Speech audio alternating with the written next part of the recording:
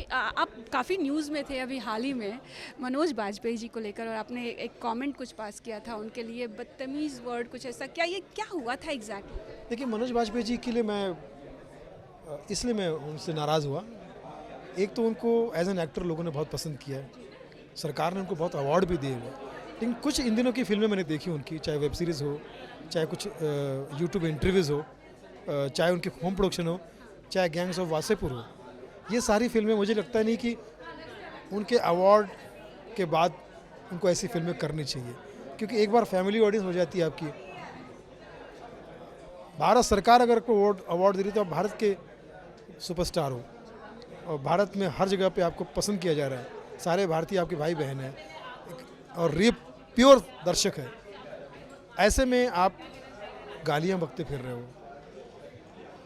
Web series में आप family man web series देखिए, उसमें मैंने कितना एक एक लाइन में दो दो गालियाँ सुनी है उनकी, एक एक लाइन में। फिर वासेपुर में तो आपने देख ही लिया है। मैं समझता हूँ कि आप मनोज बाजपेयी साहब, आप उस मुकाम पर हो कि जहाँ आप अपने चॉइस की फिल्में कर सकते हो।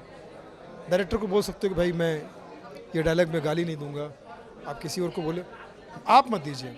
क्योंकि बहुत सारे ऐसे कलाकार हैं, बहुत बड़े बड़े कलाकार हैं, उनको भी वेब सीरीज़ ऑफर होती होगी, लेकिन वो ऐसा नहीं करते क्योंकि उनको अंदर से, क्योंकि दर्शकों के सामने इस टाइप की चीज़ें प्रस्तुत करना एक सच्चे कलाकार को नहीं पसंद आएगा।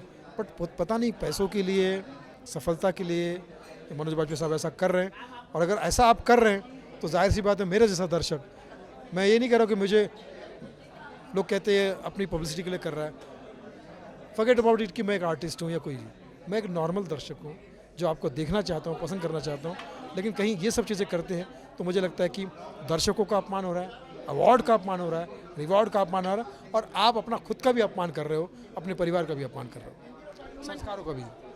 मनोज जी का रिप्लाई आया, मैंने कहीं पढ़ा है, मीडिया रिपोर्ट्स में मैंने पढ़ा था कि जिनके पास कुछ काम नहीं होता है, जो जॉबलेस होते हैं, वो इस तरह की बातें करते हैं। भाई जॉबलेस तो मैं हूँ, ठीक है, जॉबलेस तो मैं हूँ, लेकिन फिर भी मैं ऐसे गंदे काम नहीं कर रहा हूँ। आप कभी वेब सीरीज मेरी या मेरा कोई शो उठा के देख लीजिए, यूट्यूबर्स गालियाँ देते हैं, स्टैंड अप वाले, मैं कभी गाली नहीं देता।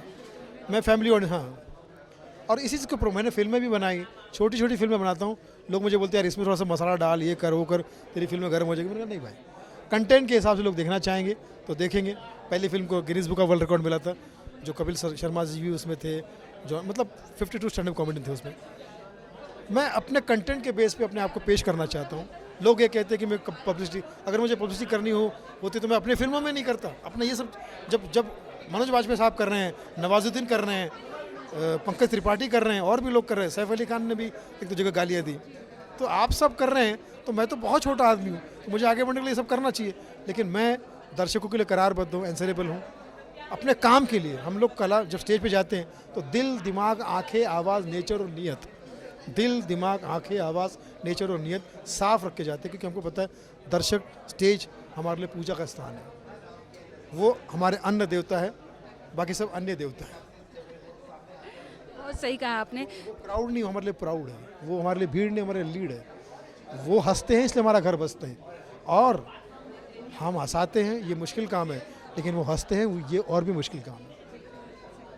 जी, चलिए Sunil ji, thank you so much. On the love you all and God bless you. आप जियो हज़ारों साल।